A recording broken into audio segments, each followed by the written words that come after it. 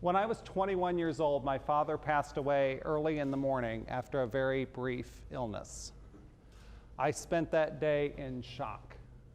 But I spent that evening watching my Green Bay Packers win a football game. At halftime, I ate for the first time all day. And I know, sports should not have mattered on a day like that day, but they did. 20 years later, I continue to work to try and advance the core lesson of that day. Sports have power, therefore, we need to teach sports. Not how to play them, I think we have that covered, but how to consume them, how to understand them, how to talk about them. Because when we teach sports, we often teach those larger issues as well. Gender, domestic violence, religion, identity. 2/3 of Americans don't own a passport, but over 95% report consuming some form of international sports media. Our world gets wider when sports enter the equation. Sports provide teachable moments for some of our most difficult conversations, such as that taboo topic of race.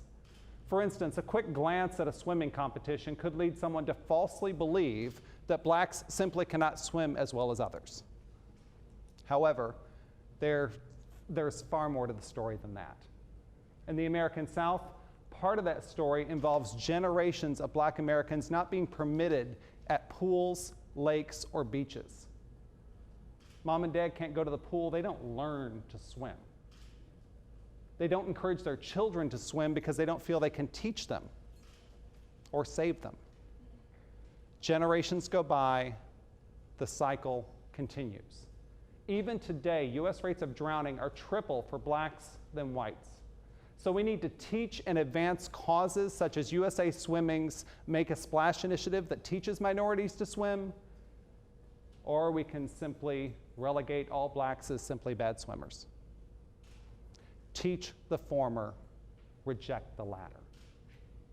But it's not just our sports history that needs teaching, it's also the language.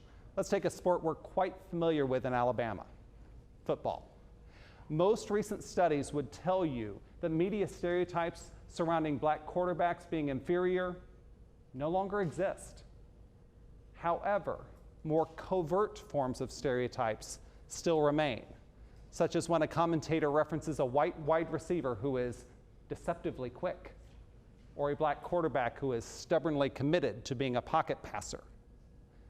These linguistic choices imply that certain races have certain limitations in certain areas. So by teaching the flaws in these presumed limitations, we can not only increase sports participation, but participation in diverse majors, careers, and cultural experiences. See, whether you believe that wins and losses are all that matter, or that you believe that sports are far too elevated in our society, you're still arguing the same core belief. Sports wield power. So let's use that power to have conversations about segregation, xenophobia, homophobia, and much, much more. Thank you.